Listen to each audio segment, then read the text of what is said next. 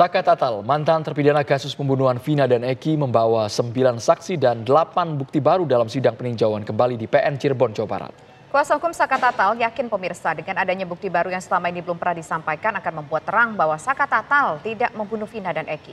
Lantas sejauh mana saksi dan bukti baru dari Saka Tatal bisa meyakinkan majelis hakim? Untuk membahasnya telah bergabung bersama kami ada kuasa hukum Saka Tatal yaitu ada Ibu Titin Prilianti, kemudian juga ada mantan Hakim Agung yaitu ada Prof. Gayus Lumbun dan juga ada penasehat ahli Kapolri Irjen Pol Purnawirawan Arianto Sutadi. Selamat sore semuanya. Selamat sore. Ya, pertama saya ingin ke Ibu Titin terlebih dahulu. Ibu Titin juga tampaknya bersama dengan Saka Tatal saat ini, tapi saya ingin ke kuasa hukum terlebih dahulu. Bu Titin, apa saja sebetulnya pada hari ini bukti baru yang Anda miliki yang selama ini belum pernah terungkap? Sebetulnya yang belum pernah terungkap tuh gini, Mbak.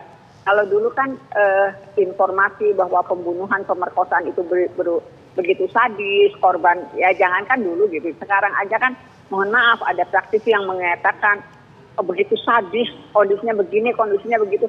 Padahal kan sebetulnya saya 2 bulan yang lalu memiliki foto-foto yang sebetulnya menjelaskan kondisi korban yang sebenarnya.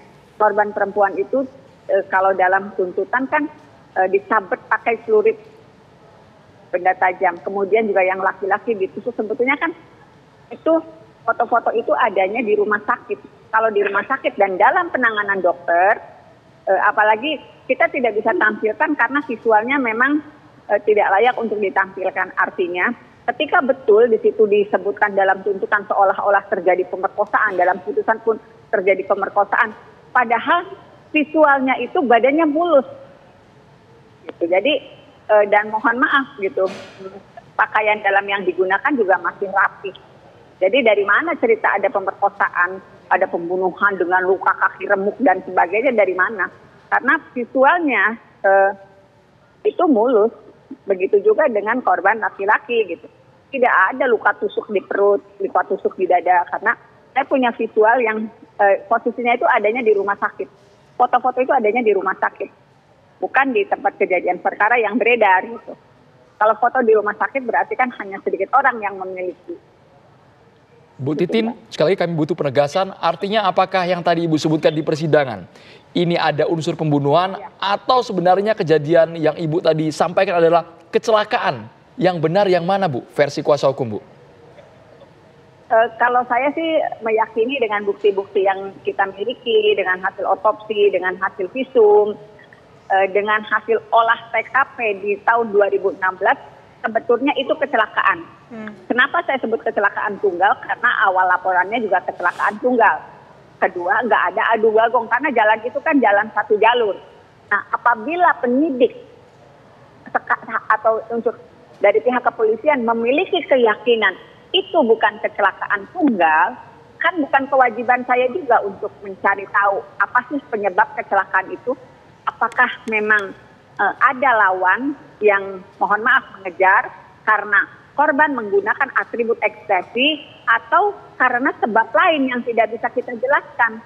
Tapi faktanya meninggalnya itu karena kecelakaan itu dari fakta-fakta persidangan, dari olah TKP, dari hasil visum gitu.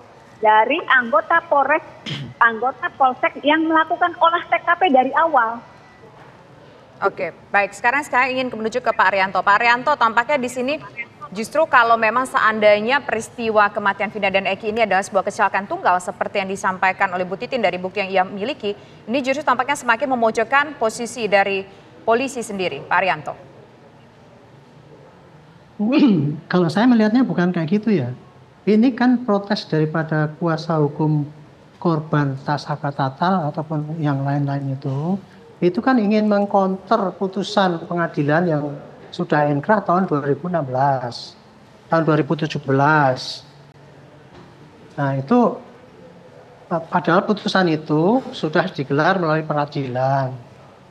Hanya kemudian sekarang begitu dengan munculnya film dan kemudian penolakan bahwa itu salah tangkap, kemudian penolakan kesaksian yang dicabut dan sebagainya, muncul lagi kesaksian baru yang sangat bertentangan.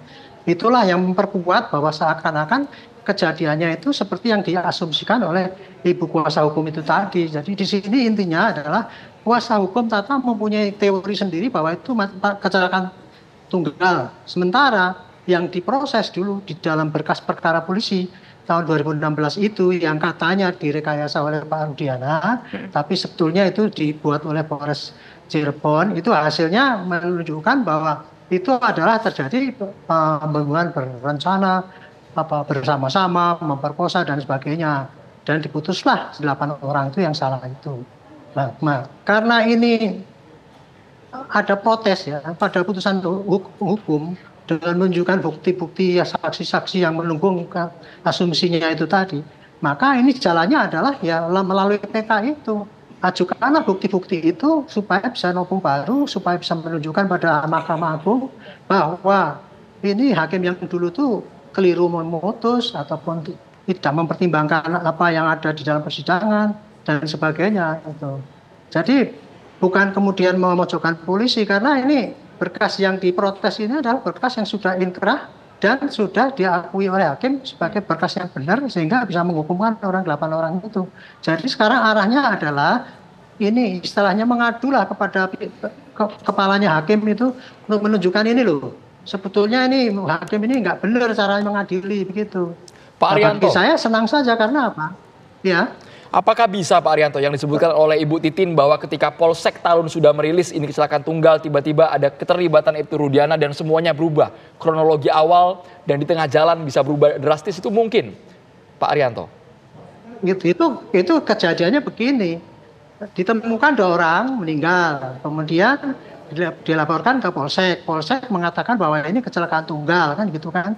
Begitu kecelakaan tunggal itu dilaporkan pada keluarganya, yang satu Ibu Vina, keluarganya Vina, yang satunya itu Eki, ternyata ayahnya Rudiana. Rudiana seorang polisi kan gitu kan. Dia merasa tidak terima dengan anaknya itu dianggap sebagai kecelakaan tunggal, maka dia melakukan penyelidikan sendiri. Dalam 3 hari dia kemudian menangkapi orang-orang itu, kira-kira begitu kan. Menangkap, diinterogasi 20 menit, kemudian diserahkan pada Polsek Cirebon. Dia membuat laporan polisi model B ya namanya, mengatakan bahwa ini ada kejadian begini berdasarkan laporan daripada korban yang ditangkap sama dia, itu yang kabarnya juga dipukuli atau apa itu.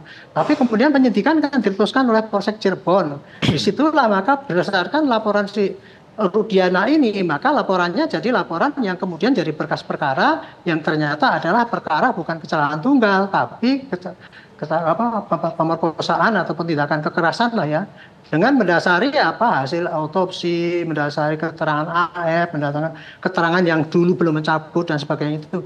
Dan itu sampai pada putusan pengadilan dan sudah ingkrah. Artinya penyidikan yang dilakukan oleh polisi yang tahun 2016-17 itu sudah dicek kebenaran formil maupun materialnya oleh jaksa, memenuhi syarat untuk tuntutan, dan sudah diuji di tingkat persidangan selama beberapa tahun ya, sampai 2017, sampai putusan banding, sampai kasasi, sampai ingkrah.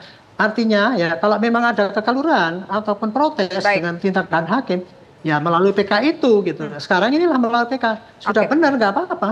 Itu memang kejadiannya seperti itu.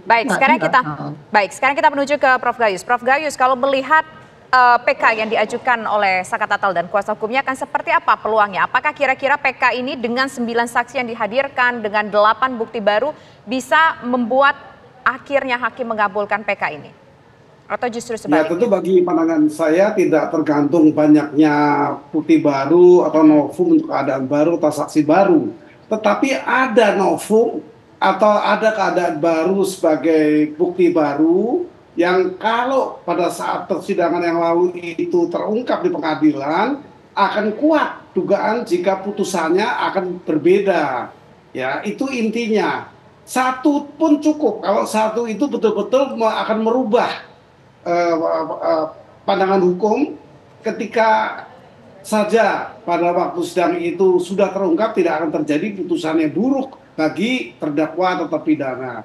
Ini esensi dari tujuan PK itu diberi kesempatan kepada terpidana atau warisnya melalui kuasa hukumnya menggugat secara PK atau peninjauan kembali. Itu intinya.